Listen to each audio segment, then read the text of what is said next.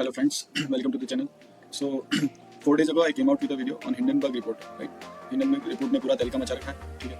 So अगर आपने video नहीं देखी तो आप देख लीजिए जाके. मैंने एनालिसिस किया था कि market sideways to slightly bearish रहेगा, कोई मेजर फॉल नहीं आएगा हिंडनबर्ग रिपोर्ट की वजह से, ठीक है. तो वैसा ही हुआ, मार्केट थोड़ा सा सेलिंग में रहा और मतलब मेजरली साइडवेज रहा, थोड़ा सा रिकवरी किया वापस, बट इस चैनल के अंदर ही रहा जैसा कि मैंने एनालिसिस किया था, ठीक है, इसी चैनल के अंदर, ठीक है.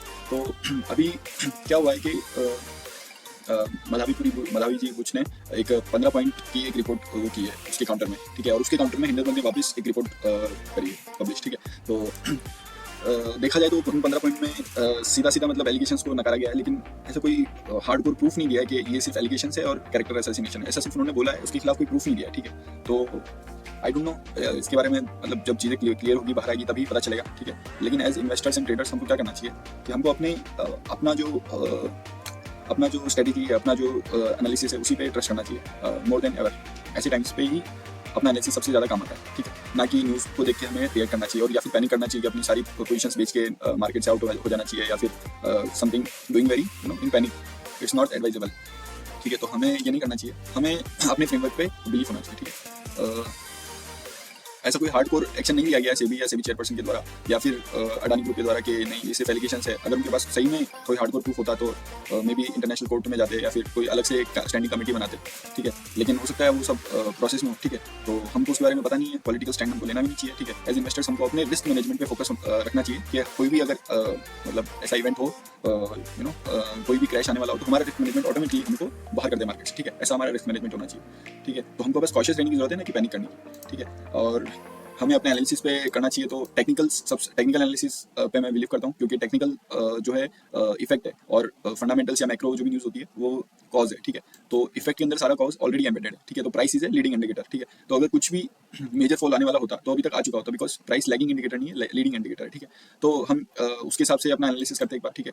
तो first of all global markets के बारे में बात करना चाहूँगा कि कुछ पिछले 6 महीनों से global markets, mainly American market और बाकी एशियन मार्केट्स भी, यूरोपियन मार्केट्स निफ्टी को अंडर परफॉर्म कर रहे थे. लाइक मार्केट्स थोड़ा फॉल कर रहे थे global markets, but Nifty was out performing, ठीक है. 2024 में आप देख सकते हैं कि क्या रैली करी है यहाँ से, ठीक है, जबकि इस टाइम पे सब फॉल कर रहा था मार्केट. लेकिन ठीक है, अभी वो रिकवरी करने लगा है ग्लोबल मार्केट्स और अपना मार्केट थोड़ा सा बेरिश दिख रहा है, ठीक है, यहाँ से.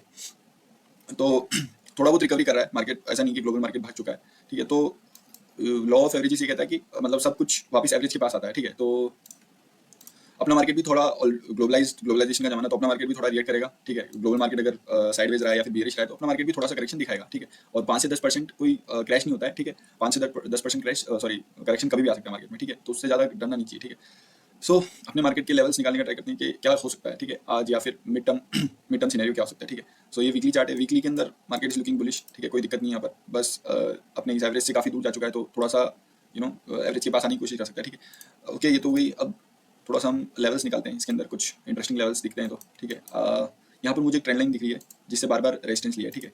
ये देखिए, आपको भी इससे बार बार रेजिस्टेंस लिया है, इसको बार बार टेस्ट किया है और फिर जब यहाँ से ब्रेक कर दिया वापस यहाँ पर सपोर्ट भी लिया है, ठीक है. रिवर्स पोलैरिटी जो कॉन्सेप्ट होता है कि रेजिस्टेंस बिकम सपोर्ट, तो ये ट्रेंड लाइन से रेजिस्टेंस ले रहा था बार बार, उसके बाद यहाँ पर सपोर्ट लिया है, ठीक है. तो ये एक लेवल हो सकता है, ये ट्रेंड लाइन, ठीक है, यहाँ पर सपोर्ट ले सकता है, ठीक है, मार्केट. और उसके नीचे एक सपोर्ट दिख रहा है कि हम एक हॉरिजॉन्टल सपोर्ट बनाना चाहे तो ये लेवल, ये वाला जो लेवल है 23,200 से 300 के बीच का जो लेवल है, यहाँ पर सपोर्ट ले सकता है अगर इस ट्रेंड लाइन को ब्रेक करता है तो, ठीक है. यहाँ तक मार्केट जा सकता है, कोई वो नहीं, क्योंकि ये न्यूज़ सीधा सेबी की चेयर के ऊपर वो मतलब एलिगेशंस लगा रही, ठीक है. तो it is a big thing for full market, right, क्योंकि it is a regulator's chairperson, ठीक है. तो इतना ही फॉल कर सकता है अगर करेगा एक्सट्रीम सीनियर में, ठीक है. आई थिंक इस ट्रेंड लाइन को ये रेस्पेक्ट करेगा, ठीक है, क्योंकि अगर ऐसा कुछ होने वाला होता तो ऑलरेडी हो चुका होता, फैक्टर कर चुका होता टेक्निकल्स, ठीक है. सो ऊपर से ये फॉल आया है, ठीक है. So market is not looking bullish, ठीक है. मतलब शॉर्ट टू मिड टर्म में थोड़ा सा बेरिश या साइडवेज दिख रहा है हमको, जो कि मतलब एक लॉजिकल भी है, क्योंकि वो ऑलरेडी प्राइस बहुत ज़्यादा भाग चुका है, आप देख सकते हैं इस जोन के अंदर, ठीक है. यहाँ से 2000 पॉइंट भाग चुका है, ठीक है. ज़्यादा कोई बड़ा करेक्शन नहीं दिखाया उसके बिना, ठीक है. तो थोड़ा सा फॉल करना या साइडवेज रहना, कंसोलिडेट करना, it is very natural, is very normal price action, ठीक है. तो एक और यहाँ पर एक जो मैंने बताया भी था पिछले वीडियो में, ये एक सपोर्ट लेवल है, ये वाला पूरा लेवल, ठीक है. और यहाँ से थोड़ा सा ट्रैप किया होगा सेलर्स को और लेकिन वापस रिकवर कर दिया, मतलब इस सपोर्ट को थोड़ा बहुत सपोर्ट के अराउंड ही मूव कर रहा है, साइडवेज है, ठीक है.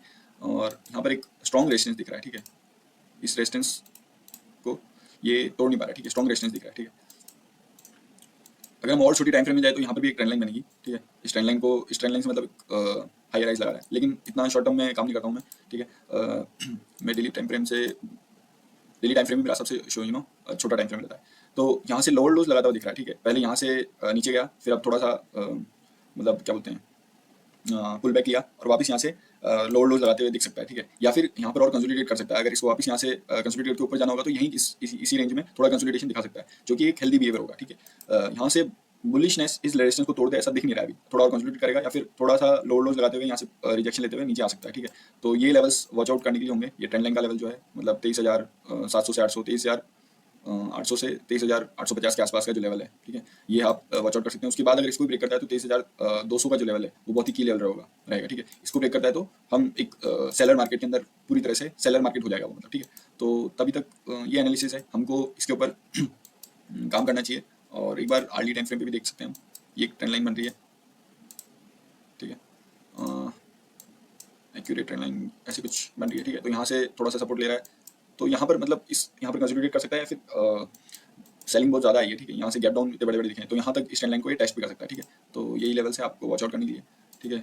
पैनिक नहीं करना है, अपने रिस्क रिवॉर्ड पे काम करना है अच्छे से, अपने रिस्क मैनेजमेंट पे फोकस रखना है और मार्केट में काम करना है। आप पोजीशन साइजिंग कम कर सकते हैं अगर आपको आपकी स्ट्रेटेजी ऐसा कह रही है कि पोजीशन साइजिंग कम करें, ताकि अगर कुछ एक्सट्रीम होता भी है तो लॉस कम अदायर करें, ठीक है। तो पैनिक नहीं करना है, अपने स्ट्रेटेजी पे फोकस रखना है और स्टे सेफ। Thank you.